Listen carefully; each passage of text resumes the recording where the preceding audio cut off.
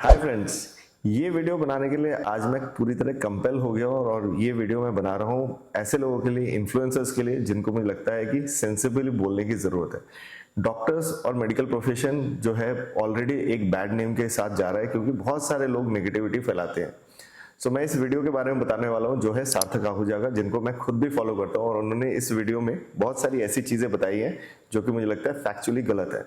I just found out something horrible about some corporate hospitals in India, and I would hope no one falls into this trap. Starting करते ही अपने video में वो बोलते हैं कि कुछ ऐसे कॉर्पोरेट हॉस्पिटल्स हैं जो कि बैड नेम क्रिएट कर रहे हैं या पेशेंट्स के साथ गड़बड़ कर रहे हैं।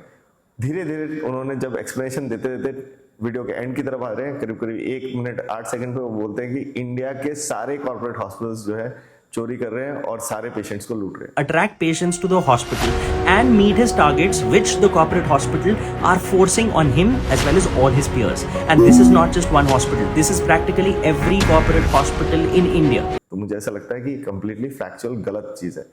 मैं इस वीडियो को तोड़ के आपको बताता हूँ कि क्या गलतियां हैं। जैसे Well, I was speaking with a good friend who happens to be a surgeon. Now, he serves at a hospital where for each surgery that he performs, the hospital charges 1.5 lakh rupees. And this friend earns well above 1 crore every single year.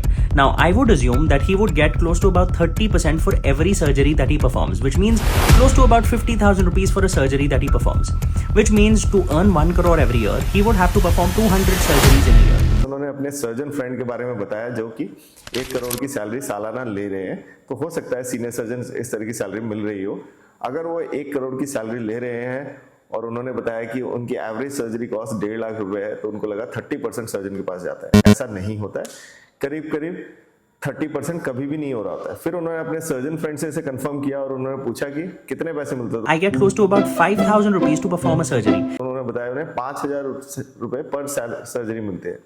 तो अगर आप ये सोचे कि मैं 1.5 लाख से की surgery से 1 करोड़ कमाना चाहता हूं, तो आपको 50,000 अगर मिलते हैं तो आपको 200 सर्जरी साल में करनी है। हाँ, हो सकती है, मगर अगर आपको यही 5,000 से करनी है तो आपको करीब करीब 2,000 सर्जरी करने की जरूरत है, जिसका मतलब है रोजाना 5 से 6 सर्जरीज की जरूरत होने वाली है आपको।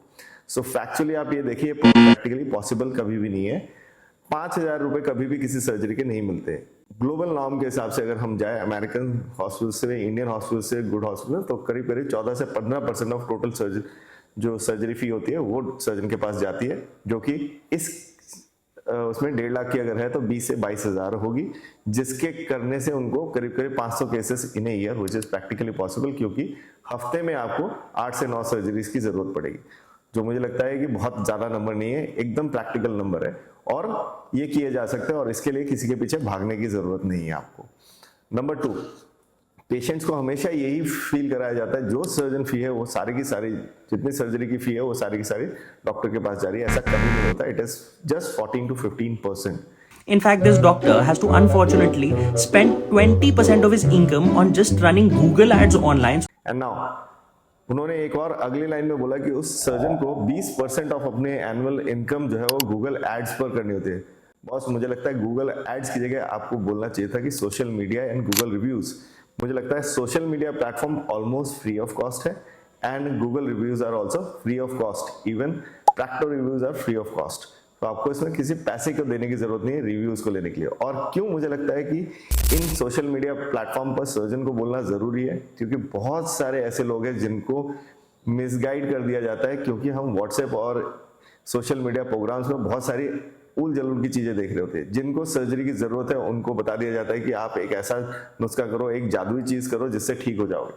मैं एक फैक्ट फिगर आपको बताना चाहता हूँ कि इंडिया में करीब करीब 60 साल के उम्र से ज्यादा लोगों की जो पॉपुलेशन है वो 15 करोड़ के करीब करीब है, जिसमें से करीब करीब 28 से 30% लोगों को आर्थराइटिस, घुटनों के आर्थराइटिस की प्रॉब्लम है। मैं अपने डिपार्टमेंट के बारे में बता रहा हूँ, ऑर्थोपेडिक्स की। सो करीब करीब 28% अगर मैं बोलता हूँ तो 4 से 5 करोड़ लोगों को घुटनों के आर्थराइटिस है, और उनमें से 15% लोग, मतलब कि टोटल 15 करोड़ है उसमें से 15% लोगों को नी रिप्लेसमेंट की जरूरत है। अगर ये लोग सर्जरी करा रहे हैं तो आप ये देखिए सालाना कम से कम 2 से 2.5 करोड़ सर्जरीज की जरूरत है, जिसके लिए मुझे लगता है कि इंडिया में हॉस्पिटल से नहीं है इतनी सर्जरीज कराने के लिए। सो अगर आप मेरे डिपार्टमेंट को छोड़ दें, सारी चीजें लें, तो मुझे लगता है अभी भी tip of the icebergs are getting surgery done. क्यों? क्योंकि यहाँ पे बहुत सारी चीजें आ जाती हैं। बहुत सारे ऐसे लोग मीडिया में वीडियोस बना रहे हैं जो कहते हैं कि ऐसा जादुई नुस्खा आपको देंगे जिसको खा के आप पूरी तरह से ठीक हो जाने वाले हो। एवरेज पेशेंट 10 से 15,000 सालाना खर्च करता है फिजियोथेरेपी और मेडिसिन पे, जिनसे कि उनको फायदा होता है, जो कि मुझे लगता है कि बहुत ही अच्छा है। बट ऐसे बहुत सारे ट्रीटमेंट सोशल मीडिया में आपको मिल जाएंगे कि आपने जादुई दवाई खाई और आपको घुटने का आर्थराइटिस खत्म हो गया, आपको स्टेम सेल थेरेपी कराई, आपका ये ठीक हुआ। आपने एक कोर्स ऑफ थेरेपी लिया जो कि 1.5, 2, 3 लाख रुपए तक होता है, जिसमें आप पैसा पानी की तरह बहा रहे होते हैं और जो मासूम पेशेंट्स होते हैं वो लाखों में अपनी जमा पूंजी खर्चा कर रहे होते हैं। ओके, मैं मानता हूं क्योंकि सर्जरी से वो लोग डरते हैं, तो डर को कौन भगाएगा? वो है सर्जन जो कि सोशल मीडिया पे वीडियोस बनाए, एजुकेशन वीडियोस बनाए, मगर हमें रोक के रखा है कि ऐसे वीडियोस आप नहीं बना सकते हो। बट हमारे पास टाइम भी नहीं है। मुझे लगता है ऐसे वीडियोस बनाने चाहिए और उनको आगे दिखाना भी चाहिए, क्योंकि अगर मैं एजुकेट नहीं कर सकता हूं अपने पेशेंट को, तो मुझे लगता नहीं है कि कोई और आके अच्छा एजुकेट कर सकता है मेरे पेशेंट को। इसके अलावा उन्होंने एक और चीज बताई है रेफरल मनी के लिए। In fact, the doctor who refers the case to the hospital gets close to 10 to 15% of referral fee, which is more than the amount of money I get paid to be able to perform the surgery on the patient itself. मुझे नहीं पता कि referral money वाला concept कहाँ से आया है। मुझे लगता है इंडिया इन जनरल जो है वो कमीशन खोर बन गया है। लोगों को लगता है हर एक चीज में एक कमीशन आ जाता है। कमीशन के बारे में जब भी बात करते हैं तो लोगों को लगता है कि क्योंकि खाना सामान खरीदने के लिए भी हमें बड़े सारे एजेंट्स को कमीशन देना पड़ता है ताकि वो डिलीवरी हमारे घर पे लेके आ जाए, तो ऐसी सर्विसेज उन्हें लगता है कि हर एक चीज कमीशन बेस्ड हो गई है। तो ऐसा नहीं है। कमीशन हाँ बहुत लोग लेते होंगे, उनको पकड़ने का क्या तरीका है उस पर आप ज्यादा फोकस करिए, उनको बंद करने का क्या तरीका है। मगर अगर आपको कमीशन लेने वाले लोगों को बंद करना है, रेफरल मनी को रोकना है, तो आपको in general, not only medical, हमारे इंडियन मेंटालिटी के जीन में से ये हटाना होगा कि हमें किसी भी चीज पे कमीशन नहीं लेना चाहिए। तो मुझे लगता है कि ये हॉस्पिटल्स अगर कर रहे हैं वो डॉक्टर का अपना पर्सपेक्टिव नहीं है, और अगर कर भी रहे हैं तो मुझे लगता नहीं है कि बड़े कॉर्पोरेट हॉस्पिटल्स को आजकल फर्क भी पड़ता है किसने पेशेंट्स रेफर किया है, किसने किधर रेफर किया, उनको कोई फर्क भी नहीं पड़ता है।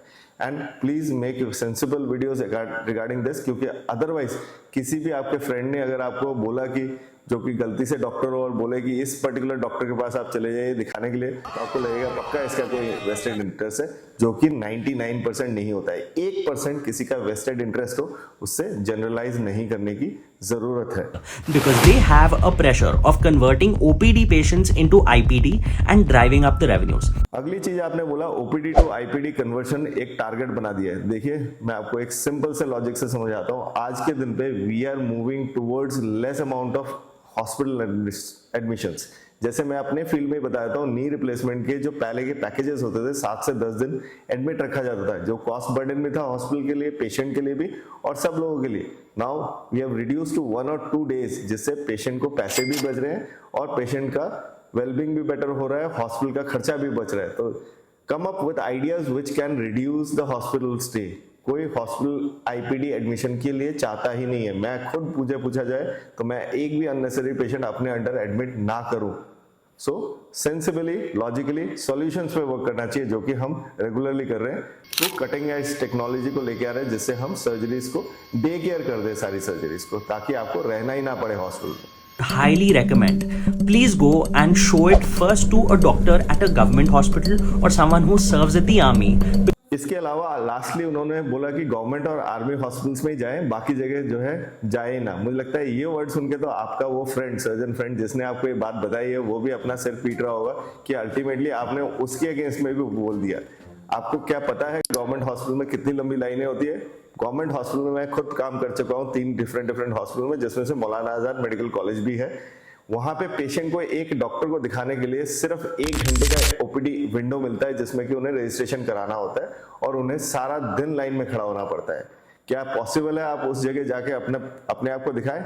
वहां पे पेशेंट नीडी होता है जिनके पास 1 रुपए भी खर्चने के लिए नहीं होते। And I was the only person जिसको मुझे खराब लगा वहां पे कि मैं घंटों पेशेंट देखता हूं, मगर मैं वो सर्जरीज नहीं कर सकता हूं जो ट्रेंड हूं, क्योंकि पेशेंट के पास पैसे क्या, गवर्नमेंट भी इतने पैसे खर्च नहीं कर सकती, क्योंकि practically it is not possible to provide them high end surgeries जहां की उन्हें बेसिक नीड नहीं मिल पा रही है। तो डेफिनेटली गवर्नमेंट हॉस्पिटल में जाए, मगर सोच के जाए कि आपको क्या मिलने वाला है।